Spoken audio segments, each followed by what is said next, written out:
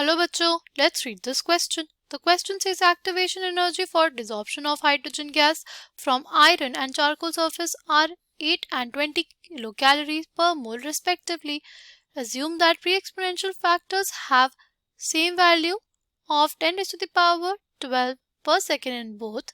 The ratio of half-lives of hydrogen molecules at the iron and charcoal surface is 1:e की power x at 327 degrees Celsius. The value of x is dash. The key concept for this question is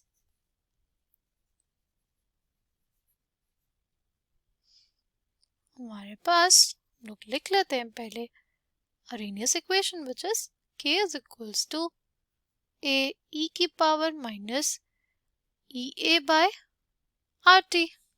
ठीक, और अगर हम लोग बात करते हैं half life की, तो हाफ लाइफ जो होता है वो क्या हो जाएगा हमारे पास, half life for a first order reaction, it is basically ln2 by k. ये हमने कैसे ले लिया, अज्यूम कैसे कर लिया कि हमारे पास ये फर्स्ट ऑर्डर काइनेटिक्स फॉलो करेगा सी, इसलिए देखा क्योंकि जो डिसॉर्प्शन होता है हाइड्रोजन गैस का फ्रॉम मेटल सरफेस वो हमारे पास फॉलो करता है फर्स्ट ऑर्डर काइनेटिक्स को ही. अगर लिखना चाहे हम लोग rate constant for desorption of iron from desorption of hydrogen from iron surface हो जाएगा ए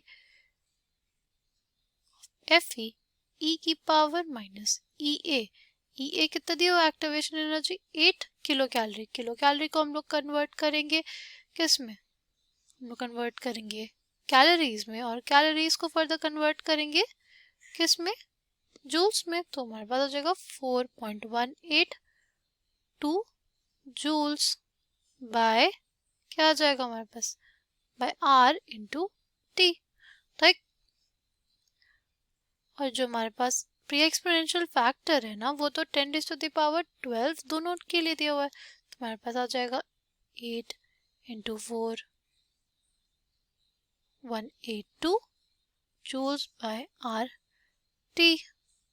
ठीक, अगर हम लोग को देखना हो रेट कांस्टेंट फॉर, अगर देखना हो रेट कांस्टेंट फॉर चारकोल के सरफेस, तो हमारे पास क्या हो जाएगा, वो हमारे पास हो जाएगा प्री एक्सपोनेंशियल फैक्टर इंटू ई की power minus 20 into 10 raised to the power 3 calories को हम लोग कन्वर्ट कर लेंगे किस में, जूल्स में. 4.182 के फैक्टर से मल्टीप्लाई कर देंगे बाय आर इंटू टी.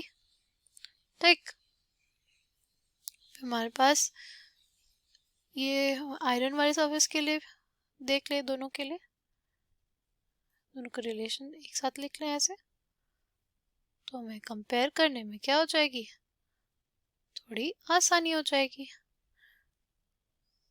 अब दोनों के रेट कांस्टेंट को अगर हम लोग डिवाइड कर देंगे तो क्या आ जाएगा हमारे पास आ जाएगा 10 raised to the power 12, और दोनों फैक्टर्स वो तो कैंसिल हो जाएंगे. हमारे पास क्या बच जाएगा, हमारे पास बच जाएगा e की power 20 into 10 raised to the power 3 into 4.182 by R T. Denominator में हमारे पास क्या हो जाएगा, e की power minus 8 into 10 raised to the power 3 4.182 by R T. ठीक है, नाउ हमारे पास ये रिलेशन आ गया किसमें, रेट कांस्टेंट के बीच में. और अगर हमें देखना हाफ लाइफ टाइम के बीच में जो रिलेशन है वो क्या हो जाएगा, जो हमारे पास हाफ लाइफ टाइम होता है वो बेसिकली इनवर्सली प्रोपोर्शनल होता है के 0.693 बाय टी हाफ, जो हमारे पास के होगा आयरन के सरफेस के लिए वो इनवर्सली प्रोपोर्शनल होगा टी हाफ ऑफ आयरन के सरफेस के लिए. के of charcoal will be equals to 0.693 by T half of the charcoal. ठीक, तो हमारे पास अगर हमें निकालना है रेशियो तो हमारे पास कितना आ जाएगा, ये हमारे पास आ जाएगा e की power minus 20 plus 8 into 10⁻³ by RT into 4.182 joule. ठीक है, तो कितना जाएगा e की power minus 12 into 4182 joule by RT।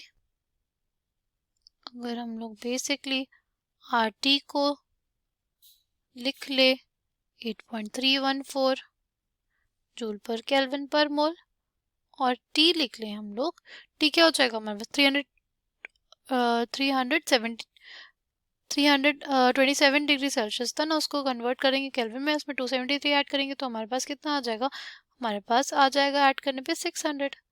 ठीक है, तो हमारे पास आ जाएगा जूल पर केल्विन पर मोल, तो और ऊपर भी हमारे पास जूल पर मोल है, तो ये जो आएगा ना हमारे पास ये कितना आ जाएगा, ये हमारे पास आ जाएगा e की पावर माइनस 10 के बराबर।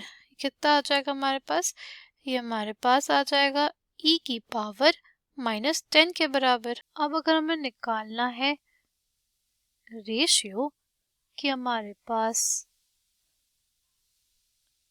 K of charcoal by K of iron कितना आएगा, वो आ जाएगा हमारे पास